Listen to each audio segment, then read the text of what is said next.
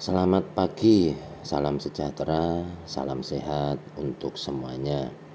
Analisa ataupun potensi arah pair BTC akan kemana, seperti pada video sebelumnya, yang mana jika mengikuti setup mana yang akan di setup, dengan acuan apa kita akan mencari setup. Nah, di sini akan sedikit berbagi pengalaman cara mencari setup. Nah, contohnya weekly-nya sudah close gitu ya. Nah, di minggu lalu, di sini sama cara setupnya pada analisa minggu lalu. Nah, di sini ada ekstrim. Kita bisa berikan garis.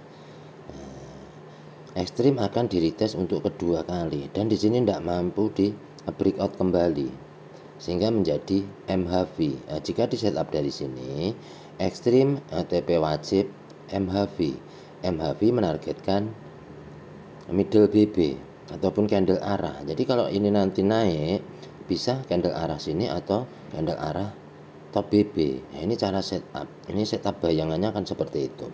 Nah, selanjutnya jika kita melihat di sini banyak shadow, seperti yang saya sampaikan, apabila mencari entry itu mengikuti time frame atau katakanlah waktu, di mana H4 H1 ini adalah waktu.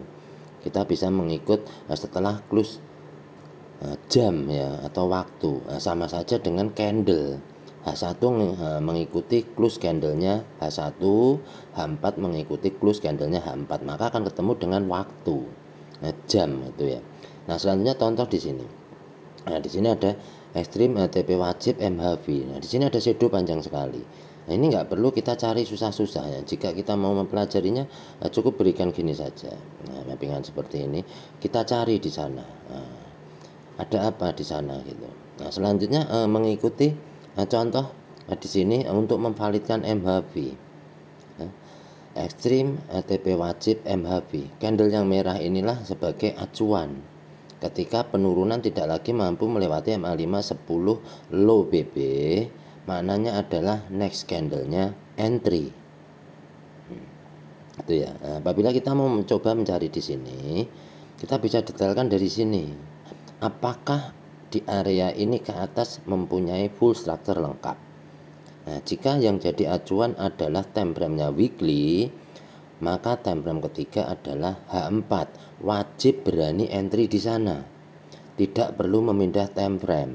Boleh entry di daily atau H4. Maknanya ini adalah 3 multi time frame. Nah, kita akan coba di sini.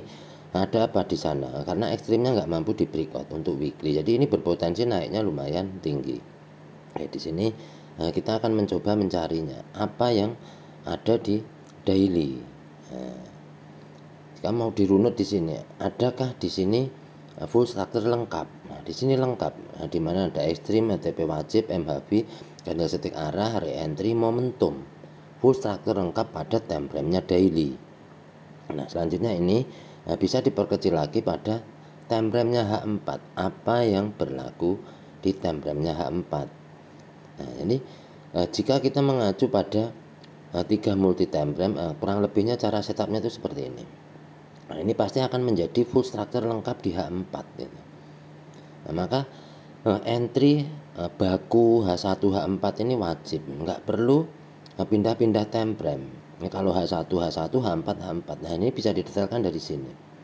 Yang mana ekstrim TP wajib MHV yang candlestick arah re-entry momentum. Nah, selanjutnya berlaku sideway.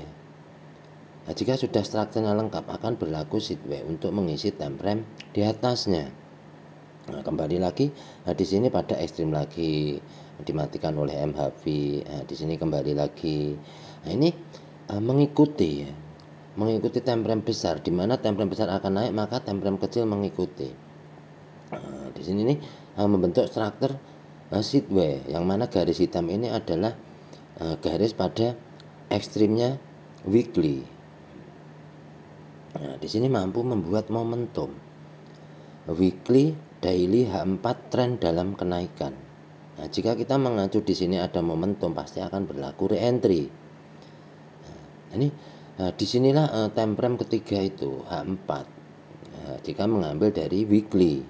Nah, selanjutnya kita bisa mencari setup pula di H1. Apa yang berlaku di H1? Di H1 nampak ada momentum mengambil reentry. Nah, maka kita boleh entry di mana? MA5 10 sampai dengan middle BB. Karena apa? Tren dalam kenaikan. Ini selaras semua. Nah, jadi hanya mencari entry-nya B. Jika ada entry sell, maknanya adalah koreksi. Nah, jika sudah sampai sini, menurut saya cukup. Ya, saya selalu setup itu hanya berhenti di H1. Walaupun mengambilnya dari weekly. Nah, jadi acuannya adalah weekly. Nah, jika minggunya sudah selesai. Nah, kemana market akan pergi? Nah, ini boleh di setup. Ekstrim, TP wajib, MHV candlestick arah. Bisa arah sampai di sini, bisa langsung ke sini. Nah, jika dilihat dari sebelah kiri, di sini ada QM gitu. Nah, tren dalam kenaikan maka berlaku untuk kenaikan. Nah, ini tugas kita hanya mengatur margin. Nah, jangan sampai terjadi overtrade atau overlayer. Nah, ini nanti yang akan menjaga mental kita. Mau entry di mana kita yang memutuskan. Nah, terkonfirmasi ya kita sendiri yang mengkonfirmasi. H4 momentum, daily momentum, maknanya tekanan dari bawah untuk kenaikan, mengisi time frame-nya weekly. Nah, selanjutnya kita akan kembali lagi ke H1. Nah, di H1 sini sudah sampai pada areanya Malo, yang mana jika ada momentum akan mengambil reentry pada MA5 10 ataupun mid BB. Nah, contoh, saya akan memberikan contoh ya. Kebetulan tadi emang sengaja saya entry biar saya buat contoh dan saya tidak takut rugi.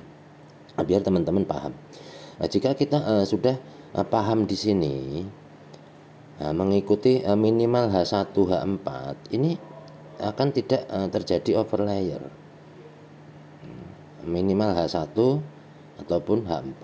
Nah, contoh kita akan entry B di sini. Akan tetapi ketika kita pindah pada time frame-nya M15, nah, M15 di sini, ini akan bisa terjadi overtrade, yang mana menunggu area reentry ya, gagal turun ya seperti ini ya. Ini yang nggak paham akan menganggapnya gagal. Nah, terus M5, jika kalau dilihat dari atas, akan trennya dalam kenaikan mencari B itu ya, dari sini mampu ya kan. Nah, di sini ada momentum reentry tidak mampu, ditungguin dibawa ke syarat turunnya, maka nanti yang akan terjadi seperti ini. Saya ada contoh yang mana entry-nya itu mengejar, saya katakan mengejar karena adanya momentum. Jadi berani entry di atasnya kan kurang bagus. Nah, lebih baiknya akan menunggu di minimalnya H1. Nah, kita akan kembali ke H1. Nah, ini adalah minimal kita trading di H1, maka tidak akan terjadi overlayer. Nah, seperti yang saya lakukan ini hanya contoh. Nanti di close pun saya nggak apa-apa, biar nanti nggak ada kesalahpahaman ke depannya, biar tahu bahwa itu adalah contoh gitu. Oke ya, ini contoh dari M5. Kita entry di M5, M15 ini nanti akan seperti ini. Jika entry di time frame kecil, maka akan lebih enak jika kita entry-nya di H1 gitu. Nah, karena ini contoh ya, maka ini nanti saya close juga nggak apa-apa.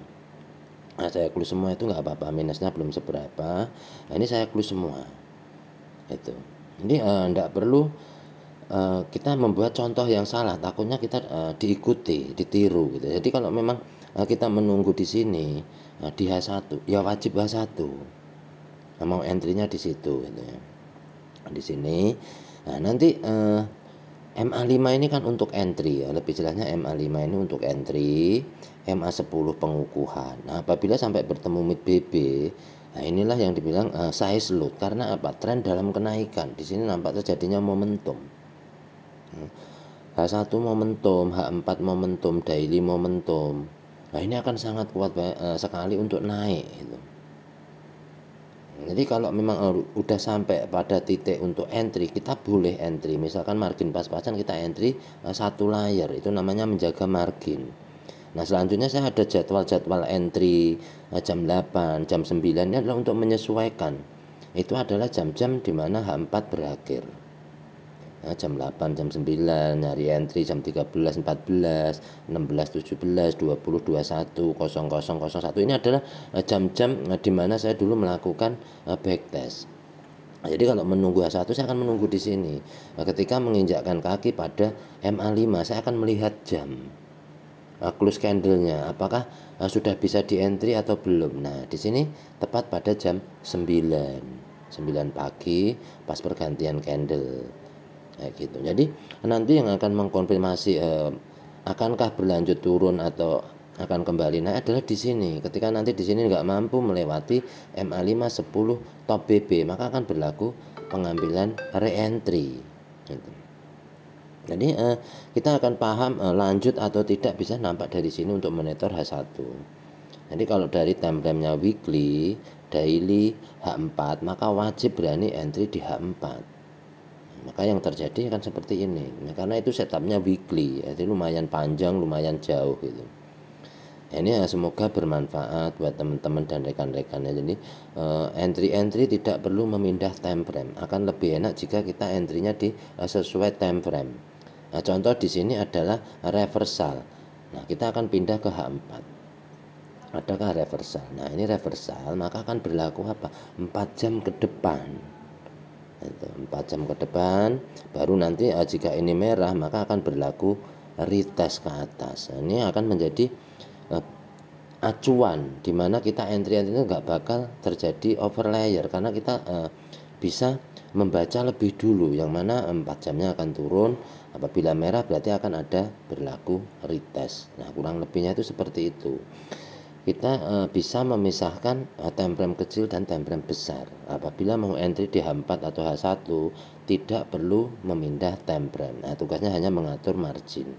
Nah, jika kita berpindah time frame pada M5, M15, maka wajib mengikuti apa yang berlaku di M5 dan M15. Nah, kurang lebihnya seperti itu. Nah, semoga bermanfaat dan terima kasih.